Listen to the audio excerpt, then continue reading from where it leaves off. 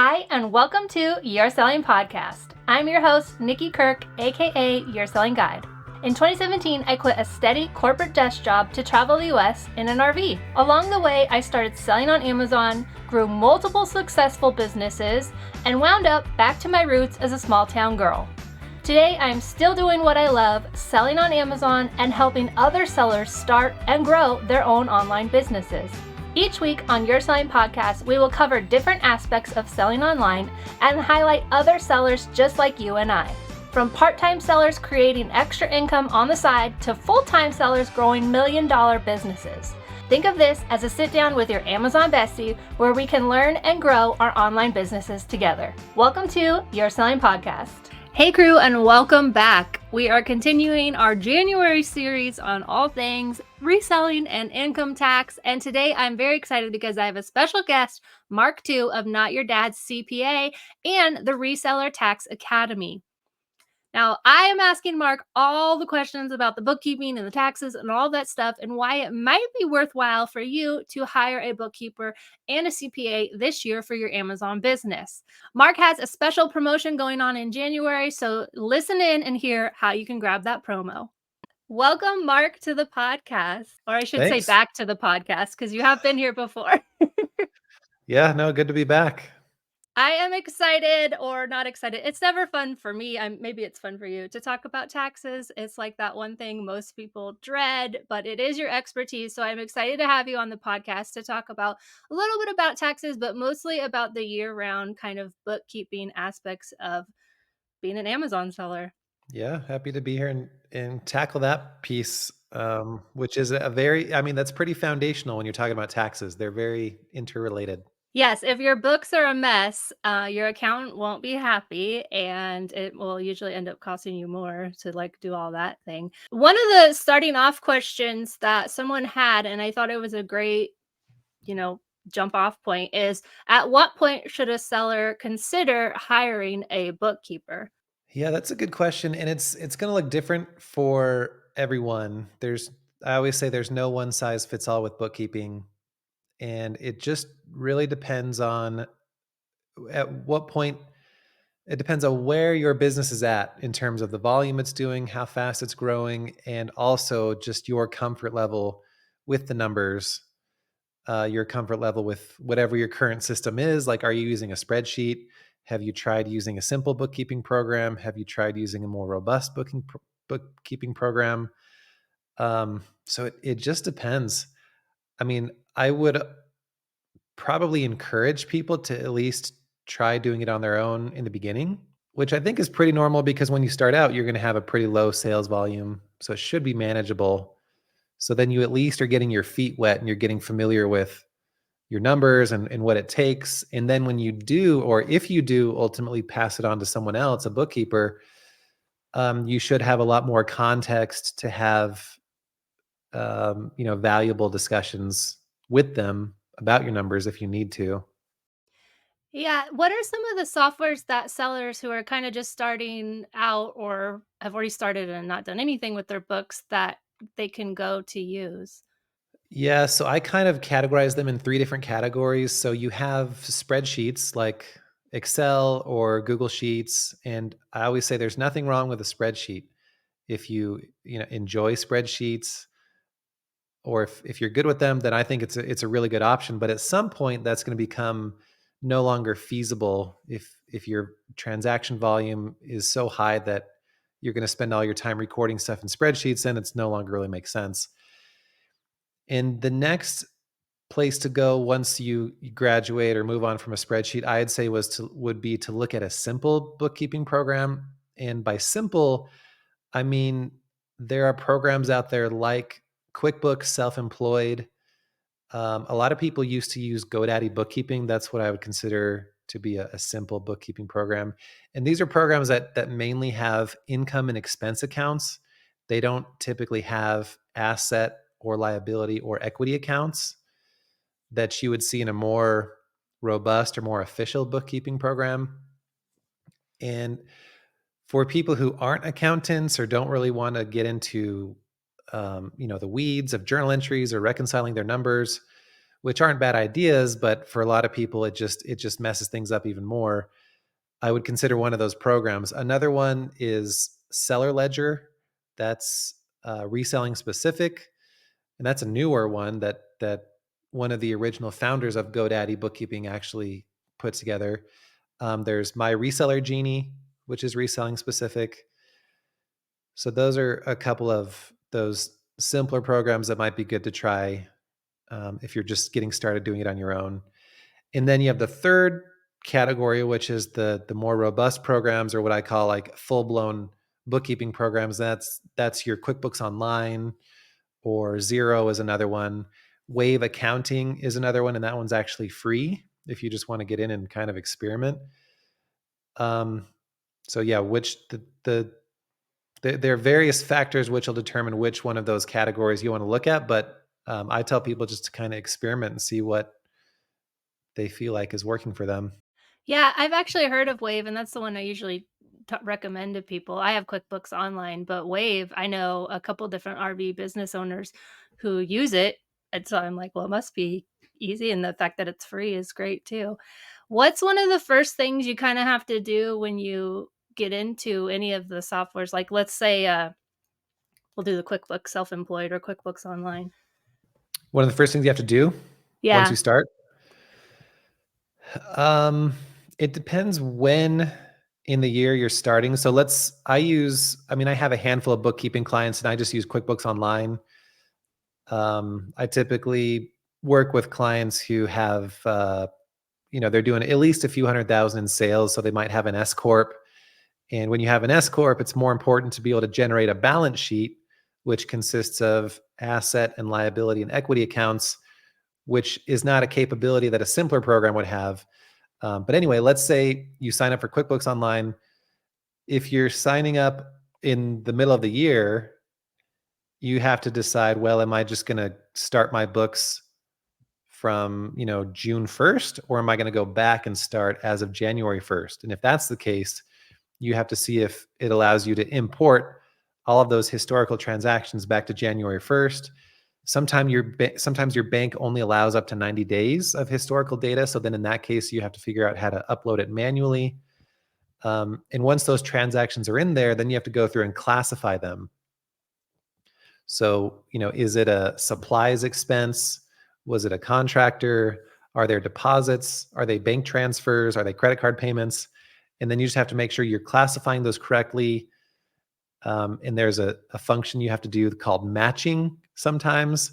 And that's where people a lot of times mess up the books and create duplicates. People send me they give me access to their accounts all the time, and they say, hey, can you look at it and see if everything's okay? And a lot of times I'll go in and they'll show like a bank account with negative $50,000. And I'm like, well, that's not accurate. And it's because they didn't properly categorize or match the transactions. But I mean, those are the first initial steps you want to go through. That's so funny. I know when I tried to do my own QuickBooks, it was like you'd like match it, and mostly I would notice it on credit card payments, like when it Yep. recorded a payment, because now you've got it twice. And I don't know, like, so Yeah. yes. I mean, it's too bad. QuickBooks, they're the biggest bookkeeping company out there for small businesses, and they do a lot of advertising, and they try and make it look so simple. Anyone can do this. And it's true if you're willing to have a little bit of a learning curve. But I think it gives people the idea that like, oh, I can just sign up and do my bookkeeping and it'll be simple. But rarely do I see someone who doesn't have at least a handful of significant mistakes. Oh, yeah. Which is So why I don't feel bad telling people, just start with a spreadsheet or one of these simpler programs. Even if your books are 90% accurate, that's better than being 40 or 50% accurate, which is what you'll probably show if you just jump straight to this, like full blown bookkeeping program. what happened with me this year is I hired a new bookkeeper, and she went in, like you said, you give them access, they go in, they do whatever, right?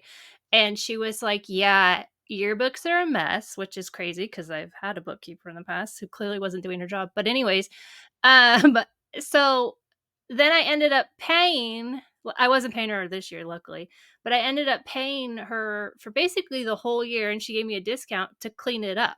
So I was like, not luckily I was not double paying because I wasn't paying that last bookkeeper. But yeah, it can end up costing you money when you get it all messed up. Yeah, and I see that all the time. Whether someone was doing it themselves or a lot of times they did have a bookkeeper, but I'll still find mistakes, and then they end up having to go back and clean it all up anyway, and spending potentially even more money, and that's not always the case, but sometimes. So I mean, yeah, you just want to make sure there's nothing wrong with getting a good deal. You just want to make sure the person is doing things correctly. Yeah, that was one of my questions I was gonna ask you, like, what should a seller, really look for in a bookkeeper? Because I just reported a re excuse me, I just recorded a podcast where I was talking about there are all kinds of courses out there teaching people how to be bookkeepers, and not to say that that's a bad thing, by any means, but that just means there's varying levels of knowledge and experience out there. So what should someone look for if they do decide to hire a bookkeeper?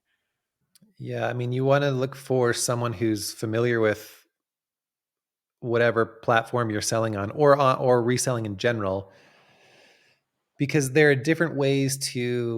account for there are different ways to account for your sales.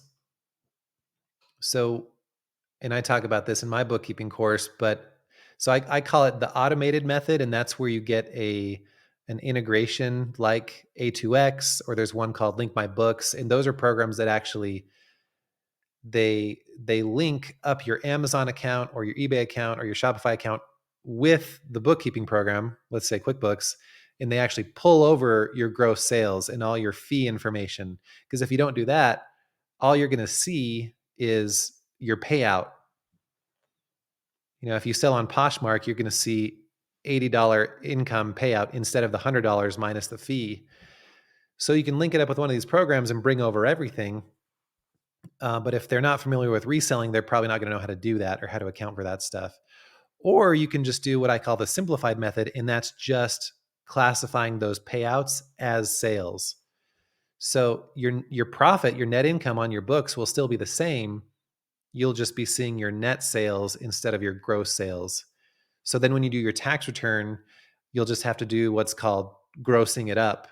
So if you show $8,000 of sales in your books, you actually know that technically you'll report $10,000 on your taxes, and then also show that $2,000 Poshmark fee deduction.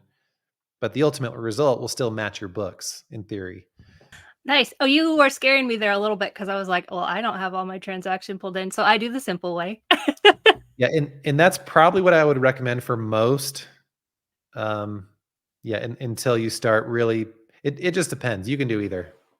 Nice. So you did mention that you do have a course, and I know you are a certified CPA. You do people's taxes, you do bookkeeping, and you also have a course for those who want to do it on their own. So can you tell me just a little bit, since we've already kind of led into that, what are the courses? And I know there's a sale happening very soon. So what is all that? Yeah, so I mean, I mentioned my bookkeeping course, and that's the one. I'll just say up front, it's not for everybody. It's specifically for those people who want to at least learn about or start doing their own bookkeeping in a program like QuickBooks Online or Wave. So yeah, the people who really want to get into it and just know about it, or at least have the option to know about it. And that's my bookkeeping course, and that's open year round. But my course that I would probably recommend for everyone is my Reseller Tax Academy course. And that's the one I also cover bookkeeping on that, but it's more high level. I do talk about the importance of your numbers, but that's the one where we really get into what are the different types of taxes that resellers are subject to, what are the deductions that you need to be aware of, and making sure you track. Do you really have to worry about the IRS and audits and that kind of thing? Um, your business structure. Do I need an LLC, an S corp? Just all that stuff, and it's good for beginners or even um, sellers and small business owners who have been doing it for a few years. But that one, yeah, in late January, I'm actually running. It's going to be at the lowest price of the year, and then it's going to close at the very end of January for the rest of the year. So this is going to be the only time actually to get in. But yeah, I think it's really beneficial. I'll be talking more about it all throughout the month, so I'm not going to keep talking about it here. So you can find him at Not Your Dad's CPA all over YouTube, social media, everywhere. Mark too. But yeah, I have looked at all of your courses and I've been selling for 7 years, and it just, anytime, I'm all about buying a course, because anytime someone who knows and is an expert can break it down for me, I'm all about that. So definitely stay tuned for the sale. It is coming up very shortly. Go ahead and follow him so you can get the best deal of the year and get your books started off right for 2024. Hey crew, is your Amazon business set up for success this year? Do you know how much profit you really made on the item you just sold? Or what about this? Do you notice when the Amazon FBA fees change on a product in your inventory? These are just some of the reasons why I love Sellerboard and why I've partnered with them on the You're Selling podcast. I have been using Sellerboard for 4 years now, and I absolutely do not know how I would run my business without it. I love how simple Sellerboard is to use. The desktop version is set up so easy. As soon as you connect your Amazon account, all of your products from the past, anything you've ever sold, is going to flow into that. And the way I love it and use it the most is actually when I'm outsourcing. I have Sellerboard app right on my phone, and I can visually see the images of the products I'm selling today, yesterday, last month, last year, whatever I want to look at. I can see it in real time right on my Sellerboard app. Sellerboard is an affordable must-have tool for all Amazon sellers. And as listeners of this podcast, they have given you 2 months free to try it out for yourself. There's absolutely no credit card required to sign up, and you can cancel at any time. Head to yoursellingguide.com/sellerboardprofit to set up your free trial today. Again, yoursellingguide.com/sellerboardprofit to get your 2-month free trial today. Okay, so now we're going to go back into the bookkeeping part. So cost of goods, there's like so many questions around cost of goods, and it's odd how many different questions there are, because it's like, doesn't make sense. To me, it's like, it's cost of goods, right? Like, I don't know. But one of the questions is in like Q4 specifically, like Target will always have a sale every year, and you can get Target gift cards for 10% off. So you can buy a $500 gift card for $450. Now I buy it, I use my business card to buy the gift card, and then I turn around and use the gift card for inventory for my business. So basically I'm using it as $50 free that I got for my business. Is that right? How do you do it? How does that all get categorized in the back end? Yeah, let me see if I can articulate this one on the fly. Because I have addressed this before, but I usually have a second to think about it and then write it out in my Facebook group or whatever. But as you might imagine, the IRS doesn't like just giving us, or like us getting stuff for free without it being taxable. So there are really probably two main ways to treat this one. And the first is either just treating that free $50 as taxable income. But then any inventory we buy with that will have a cost. Will have a cost of goods sold that we can later deduct when we sell it. So I don't know if I said that right, but that would be the more technically correct way to account for it. Otherwise, the other way to do it is to not worry about including that free $50 as taxable income, but then later when we sell the inventory associated with that $50, we'll just assign it a cost of goods of 0. So then you're not getting a deduction for it. And I don't think I said that the greatest way, but I've mapped it out, and at the end of the day, the IRS is getting the same tax on those 2 different ways of doing it.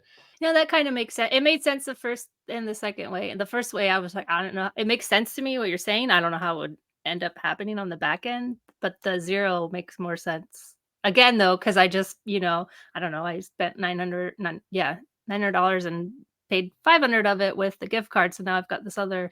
So it's a little bit of a mess. Yeah. Let's just get that one out of the way. Yeah. That's the hardest one we'll talk about. Yeah, that's a talk to your accountant about that one, or your bookkeeper. Is there a general way that sellers should be tracking their cost of goods? Like, this is you I don't know what it looks like. Is there a general way? Yes. So, I mean, you were just mentioning how what a common or how common the questions are surrounding cost of goods. And it's actually one of the things that got me started kind of with reselling because I mean the main thing that got me started like years ago is being on a podcast of some it was an eBay podcast of some people who sold on eBay. And they said, the question we always get is this question about cost of goods sold. And that really got me researching and I have a few YouTube videos out there about this too if people want more information. But historically the required way to deduct cost of goods sold was when you sold the inventory. So like when you purchase inventory, that's not the deduction. That just becomes an asset for you. But then later when you sell the inventory, that's when you can deduct it. So that's what was required up until 2018, I think. But then they introduced new legislation that sort of opened the door to using what I call the cash method for inventory, which is where you just deduct it immediately when you purchase it. So then that being the case, you don't really have to track your inventory anymore, because you don't have to track like, okay, what sold and how much did it cost? And now I can add all that up and get my cost of goods sold. Now I can just slide my credit card at the store or whatever, and that's my deduction. I don't have to worry about it. Um, so if you value simplicity, you don't really want to track your inventory, you're not as concerned with uh, getting real specific insights into your numbers on your books, then I would just use the cash method. Otherwise, you just go the historical, what I call accrual method for inventory, which is the first way I talked about. Okay, so that's another question that someone else had was the difference in cash and accrual. So is that basically kind of the difference of them? You Yeah, for inventory. So, and you have to be careful because usually when people mention cash versus accrual, they're talking about the overall method of your business, and that can be your sales or any expenses. Like the overall accrual method is, if I send an invoice to a client for $100, even though they haven't paid me yet, I still have to recognize that $100 as income. So that's the accrual method. It's just the timing of your expenses and income. okay. But on the overall cash method, I don't recognize the income until I actually receive that cash in my bank account typically. So when you see cash or accrual on the tax forms, that's what it's talking about. And most small businesses are, and I think should be, on the cash method. But then you drill down a level to inventory, and historically, it hasn't been a question because inventory has always been on the accrual method, which is where you deduct it when you sell it. Um, but as resellers, that's the one we're always thinking about. So that's why I always say it's the cash method for inventory. It's the accrual method for inventory. Okay, this makes so much sense. I've been told two different things by two different accountants, and now you've broken it down to where, like, it makes sense totally. I understand, like, the 2 they were just doing 2 different methods, and I didn't realize it, and now you've broken it down for me. Yeah, and I've got a couple recent videos on YouTube where I try and break that down because I get those questions so much, and I just wanted somewhere to refer people to, like, go watch it a couple times so it sinks in. Smart. I'm always referring your YouTube to everyone because 'cause I'm like, "I don't know," but here's a guy who sells and gets it, and he's a CPA, so that's awesome. Um, let me look. How do you for cost of goods, how do you deal with something that you decided to use for yourself for one reason or another? Like it didn't sell or you just decided to keep it?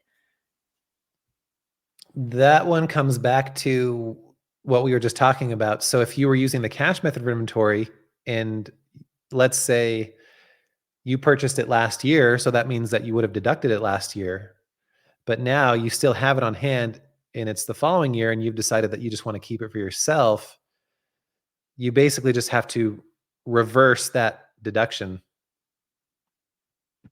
You know what I Okay. mean? So So you'll have to basically reverse that deduction in the current year to, because you shouldn't have taken it the prior year because ultimately you kept that thing for yourself. What did you do? Or You do something in QuickBooks with that? Or I'm going to refer to QuickBooks just because that's what I use. But would you do something in your bookkeeping with that? yeah, you could you might do a journal entry to just reverse that out of your cost of goods sold. So there's probably a few ways you could do it. A journal entry is one of them. You could create an expense. Oh no, you're wanting to reverse the expense. I mean, Does yeah, does there it there are look different like ways to do it. income then? You could book it to income, or you could do a negative expense. Yeah.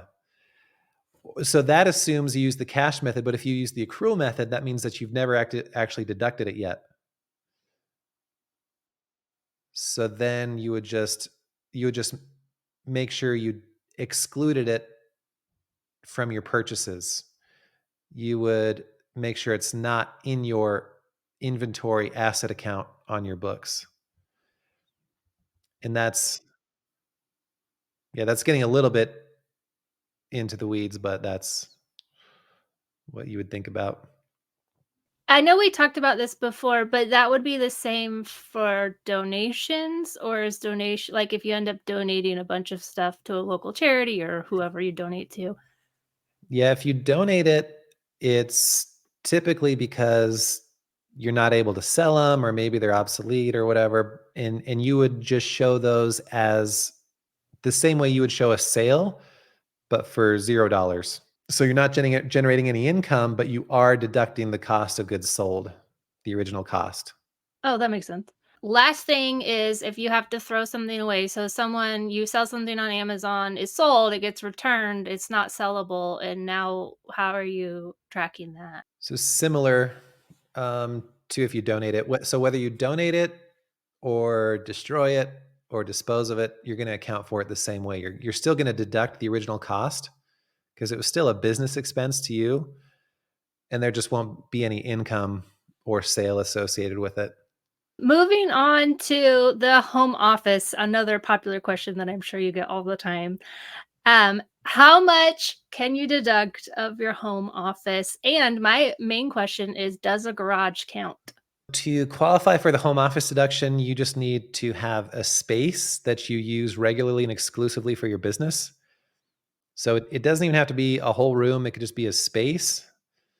And yeah, that does include your garage. So if you have, let's say, a room in the house and your garage, you would just make sure that you include your garage square footage when you're determining the home office deduction, because the regular home office deduction uses your office square footage and your overall square footage of your entire home to determine the percentage that you can deduct of your mortgage interest or rent or property taxes and utilities.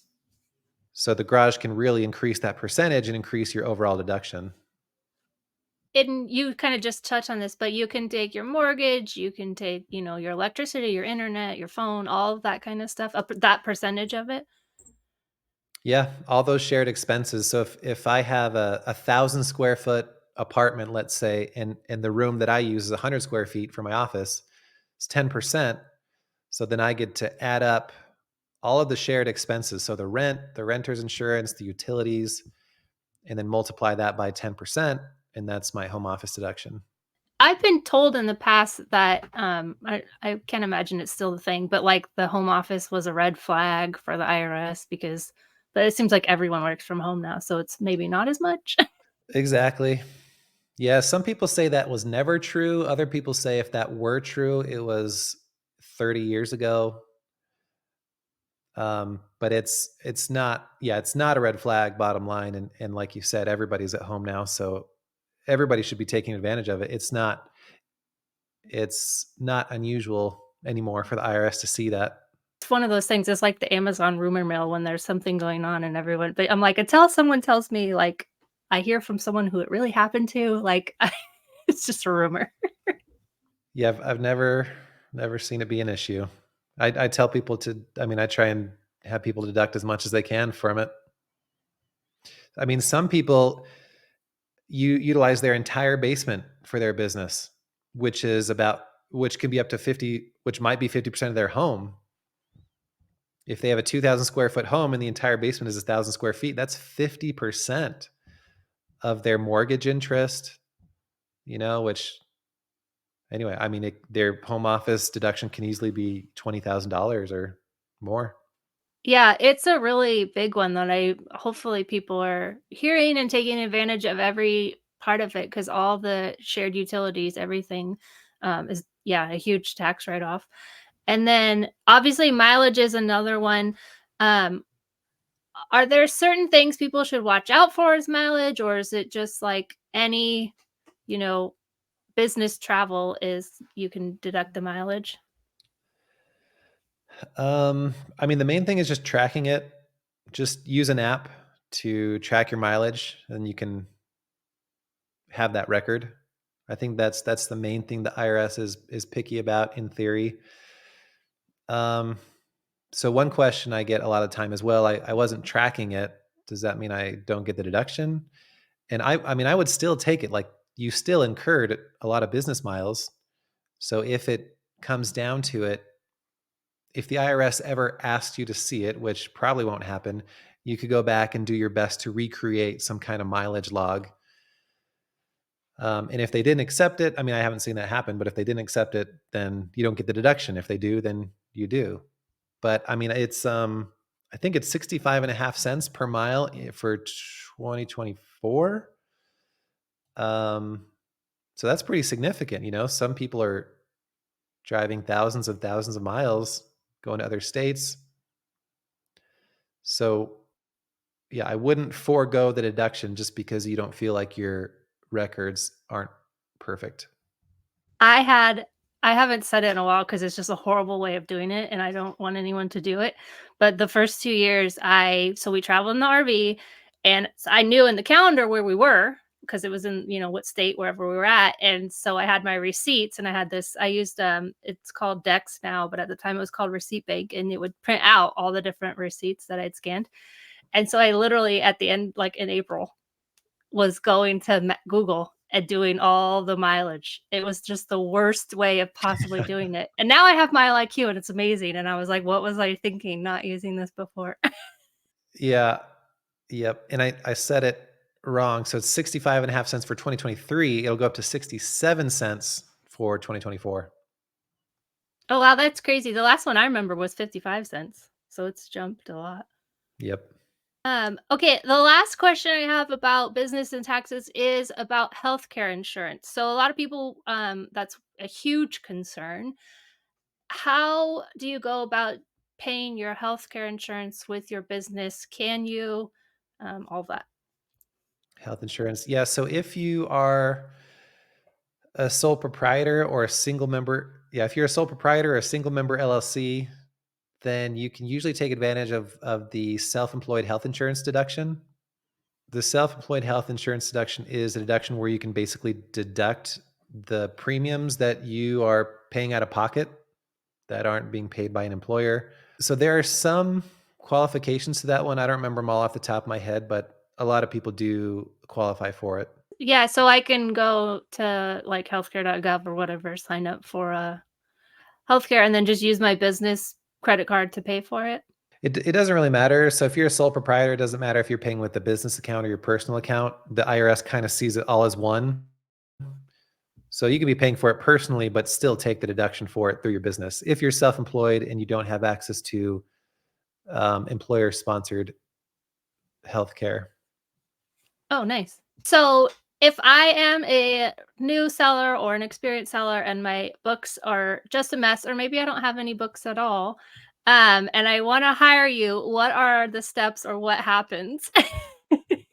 You typically, you just send me an email, and if you already have QuickBooks Online, then I would have you add me to your account so I can go in and take a look, and then I'll just kind of let you know what I see and how much it would be to clean up or for ongoing bookkeeping.